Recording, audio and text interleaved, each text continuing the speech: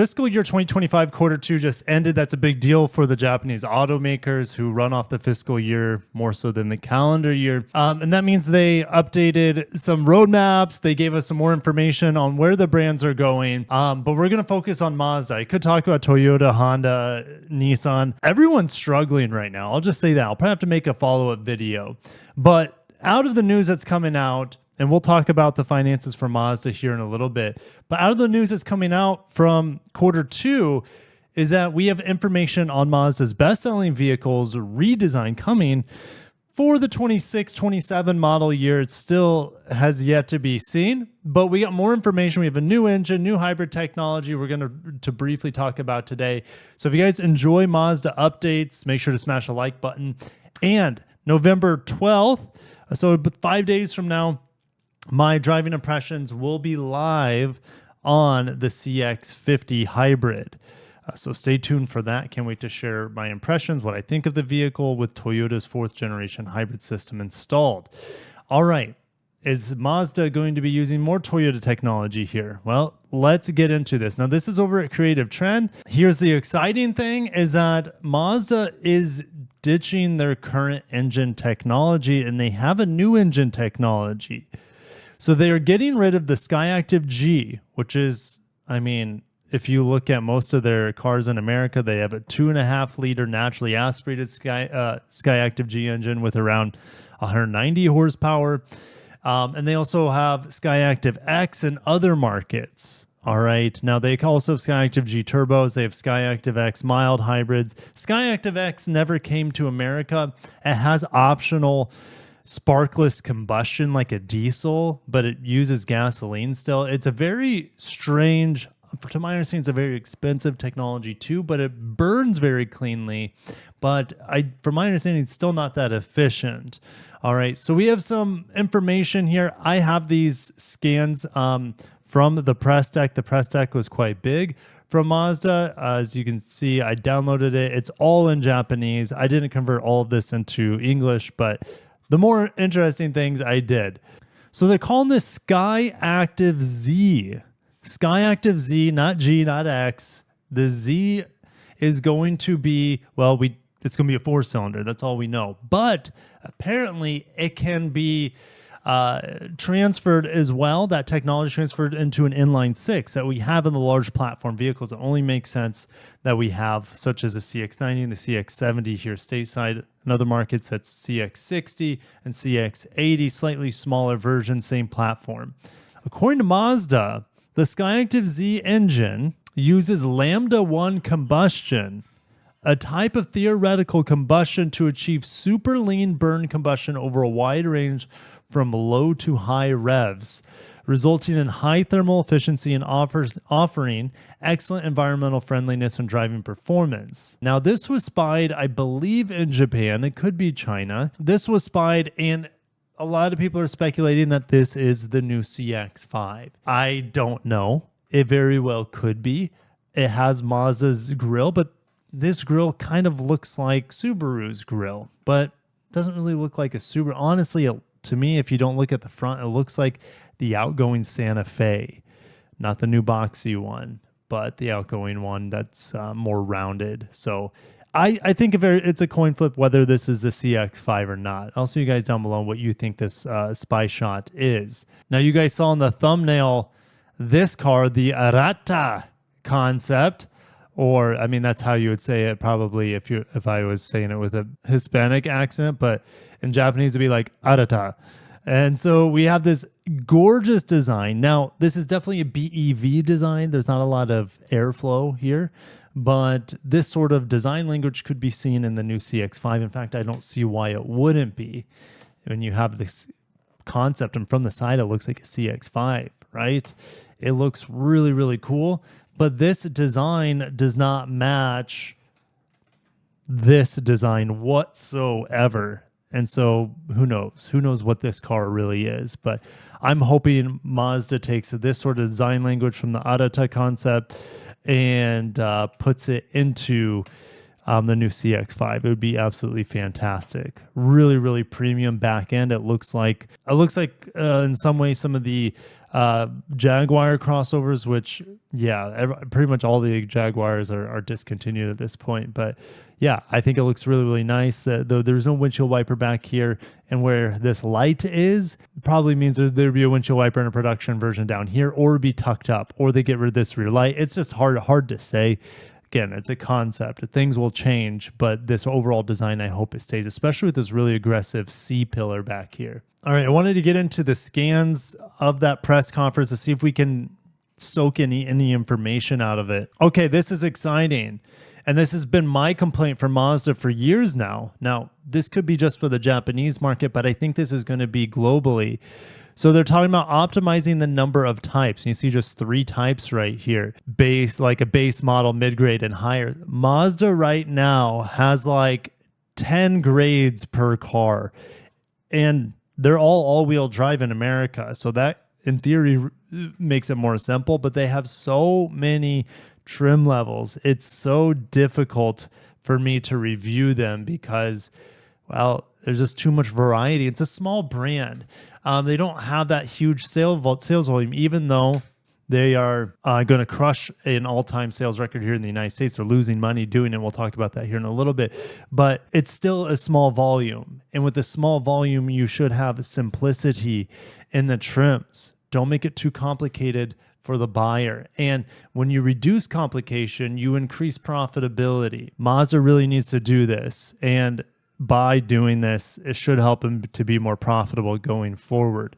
They talk about revising supply chain issues and streamlining supply chains to reduce costs. Here we go. Next gen CX-5 news will achieve 6% cost efficiency in terms of existing purchased parts compared to the current model. Does that mean the CX-5 is going to be cheaper? Absolutely not. The CX-5, like every car, gets more expensive. But this is going to help them not creep up the prices too high. I sure to God hope so anyways. Hopefully they're saying, they don't say like, we have this new engine technology, new hybrid, and we're just going to, really lay it on thick with high MSRPs on the CX-5. I really hope they don't do that. They need to not be too full of themselves right now, especially in today's market. So keep the CX-5 prices where they are, and they'll see huge success, in my opinion. All right, so let's talk about some rotary engine. Emissions compliance development progressing smoothly on it. They're currently developing the Skyactive Z gasoline engine, which we already talked about. Pursues even more ideal combustion, improves environmental and driving performance. Aim to launch it in the market in 2027. So will the CX-5 launch with it? It can absolutely. So the redesigned CX-5, it still sells well. I could see Mazda postponing the CX-5. Oh my gosh, we're still in 2024. 3 more years. Could they do that? I don't know, honestly. That seems too far away to launch this powertrain. Now, could it launch in the CX-5 with the new redesign already out in the market? That's a possibility as well. So let's say new redesign comes out before the end of next year.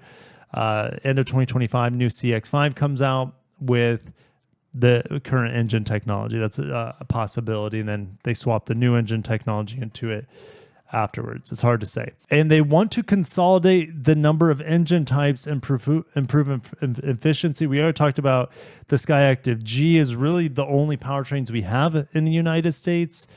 We don't have any of the Skyactiv X. So they're going to get rid of Skyactiv X. They're going to get rid of Skyactiv G and just have Skyactiv Z, it sounds like. Mazda's electrification business division, known as eMazda, has over 300 staff. The Rotary Engine Development Group was reformed in February. Again, it was kind of dismantled because we didn't have a rotary engine since 2013. They also relocated R&D to Tokyo. Here's a nice roadmap that maybe gives us a better idea of things to come. So Toyota hybrid system, the CX-50, it launched in not Japan, but it launched in China already. It's been there for probably a year at this point. It's finally coming to the United States market. Made in the Alabama plant. Mazda hybrid system fitted first in the next generation CX-5, but this isn't phase 2. It's a 3-year phase, 25, 26, 27. Hopefully this isn't pushed back until 2027. This hybrid system seems to be tailored towards their mid to small size vehicles. We could see in the CX-30, we could see in the Mazda 3. But look at phase 3 in this hybrid chart. What do you call this? Row? Consideration of deploying technical elements to large products. So scaling their hybrid system, not their plug-in hybrid system, but their hybrid system that's coming in the CX-5 to the CX-70, to the CX-90, the 60 and the 80 as well. That's, in my opinion, is going to happen in the later half of this decade. Let's go to BEV dedicated platform. Check this out. Check out the evolving nature of BEVs right now. They're considering derivative development into plug-in hybrid. All right. You see this in Chinese cars right now. You have a flexible platform that allows for a fully BEV. Okay, let's talk about the EZ6, for example. It launched as an EREV, an extended range electric vehicle. It launched as that, has tons of range, has good power, rear-wheel drive, super efficient. All right, and you still have the gasoline engine on board to go the extra miles. All right, they're now launching a BEV variant right now of this EZ6. Could we see that similar technology be put into this BEV platform? Absolutely. Absolutely we could. But time will tell. I think Mazda is just trying to figure out where the market's going. And with the new, you got to keep in mind, Mazda's main sales are here in the United States. It's not Japan. It's not China. And those markets are actually going down for them. They really need to focus on having, I would say, plug-in hybrids over battery electric in the near future, but time will tell. All right, collaborative BEV joint venture with Changan Automotive. So joint venture in China that makes the Mazda EZ6. They're coming out with an electric SUV in phase 2. And where are they going to get these batteries? Well, they're teaming up with one of the best, Panasonic and Panasonic Automotive Systems. Also AESC Japan. It's a company that Nissan started, and then they were bought out by a Chinese company. So I think they're Chinese owned, but based out of Japan. Anyway, it's a bit confusing. So those are going to be the battery suppliers to secure capacity by 2030 in the Yamaguchi prefecture. And promoting in-house development of next generation battery technology as GI Fund, which is Green Innovation Fund by the New Energy and Industrial Technology Development Organization. That's a mouthful. So they're playing with making their own batteries, which Mazda's engineers are quite good, but I feel like in-house development right now, like your money could be spent better elsewhere. And let Panasonic, let Toyota, let the other big Japanese companies out there that have more money for battery development, let them do it. Honda's making their own batteries. Honda's a bigger company than Mazda. Nissan's making their own solid-state batteries too. They're a much bigger company than Mazda, but you never rule Mazda out. They always find different solutions. We've seen the rotary engine in the past. They're just quirky. The Skyactive Z Engine technology. So maybe they come up with some novel electrification with batteries or supercapacitors. Who knows? Don't count Mazda out, but I would just say let the Chinese and let the other Japanese automakers, let them figure out this battery thing. Don't waste your money, but who knows? Let's finish up with some not so good news for Mazda. Falling short of profits. Actually, they're losing money. They were in the red at the end of quarter 2 so far this year. Incentives are high.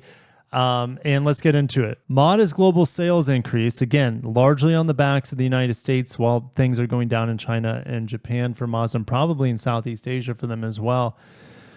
Operating profit fell 47%, nearly $370 million of profit drop. And record sales are experienced in North America, but high industry incentives offset the gains they made from volume and currency. And the results did not meet their expectations. They're not happy with the profit margins here. On the net level, the company fell $102 million. They just bled out, well, not entirely, but they just bled $102 million from a nearly $500 million profit the year before at this time. In just a year, they went from $500 million in profit to losing $100 million. Catastrophic, I would say. So the flip into the red largely a result of a non-operational accounting measure to record a decline in value of overseas assets translated into Japanese yen. That is based on the yen's appreciation of value against the dollar compared to the year before. Okay, last year the yen was weak to the dollar, so they had this massive conversion, all-time high profits. The yen has appreciated in value to the dollar for now, and that's resulted in not helping their profit margins. It's just adding fuel to the fire, salt to the wound of them already spending a lot on incentives, especially in North America. Deliveries in Japan dropped 10% to just 35,000 vehicles. European sales fell 14% to 39,000 vehicles. In North America, they're up, though, to 158,000 vehicles, up 28%. They spent $345 million in incentives, which exceeded the already high spiffs booked in the April to June quarter. And Mazda wants to rein in spiff spending in the second half. Spiffs are the benefits the dealerships get for selling cars. To my understanding, that's what they're referring to there. On the salesman side, you could get a spiff for, let's say you sold a CX-5, you would get an extra $200 spiff for a specific month, which is just like a bonus. So Mazda's cutting back on the bonuses. It looks like the dealers are not going to be happy about that, but hey, they've already been raking in all-time high profits these past few years. But their incentives are in line with other Japanese competitors. They won't have to incentivize the CX-50 hybrid very much, if at all, and I agree with that. And since they didn't meet their goals, they're really tapered back their expectations for the full fiscal year ending as it March 31st, 2025. They're still expecting to be up globally for this fiscal year when it's all said and done, up 9% about. United States market or North American market up 12.5%, Japan to fall 8 to 9%, European to shrink 23%. Why don't they mention China in here? I feel like that is it's not even mentioned in this article. CX-5 redesign can't come soon enough, but if they need to delay it to get the new engine and hybrid technology in there, I'm okay with that because the current CX-5 is still quite good. Still looks good, still drives well. The technology is good enough in it. So I don't really see as an issue for just carrying through. The engine options in it are quite strong as well. But yeah, no hybrid is a tough sell right now in today's hybrid friendly market, at least in North America. So I'm going to shut down. Thank you guys for watching. Stay tuned for more Mazda updates. I will see you guys definitely on the 12th when I share my driving impressions and fuel economy results on the CX-50 hybrid. Have a great day and peace.